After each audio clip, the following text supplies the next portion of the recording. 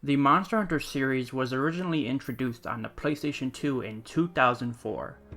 Although a success in the East, specifically in Japan, the series was considered mildly successful in the West. That is, successful enough for games to keep being released in the West.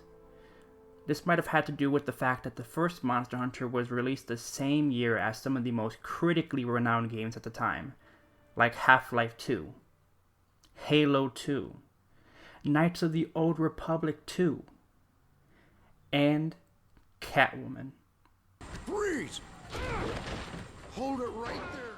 Another reason could have been that it was a new kind of RPG that nobody was familiar with.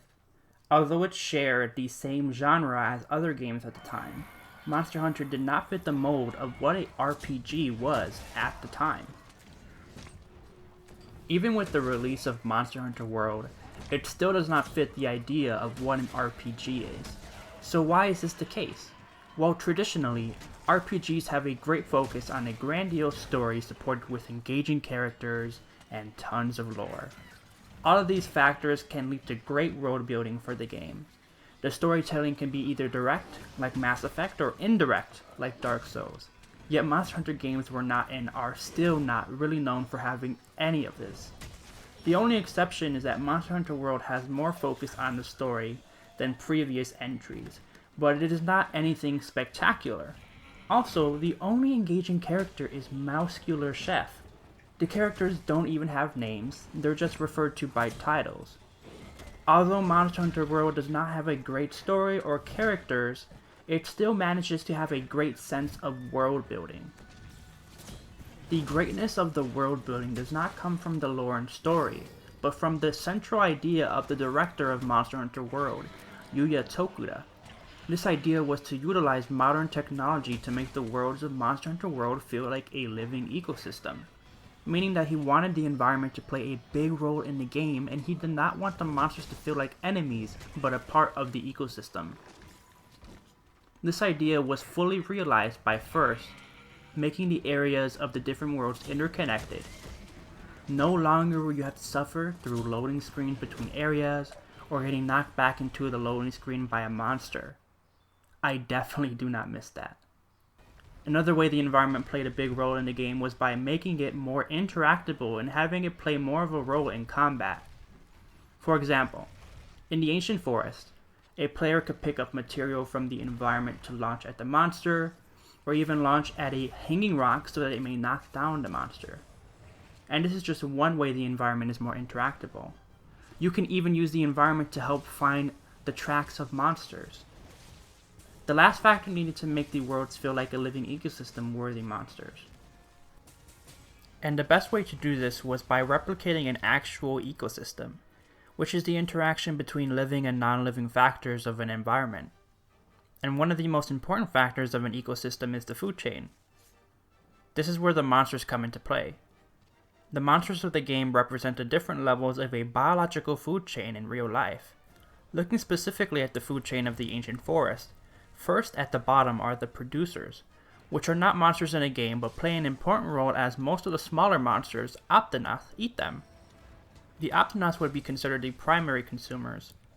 Then from there you have the Jagras and Great Jagras, which are considered the secondary consumer as they eat the Optonath. Then the Anjanath is the tertiary consumer, and finally all the way at the top you have the Rathalos as the quaternary consumer. This food chain is shown by the way the monsters interact with one another. The Rathalos and Anjanath may engage in a turf war if the Anjanath finds its way to the territory of the Rathalos.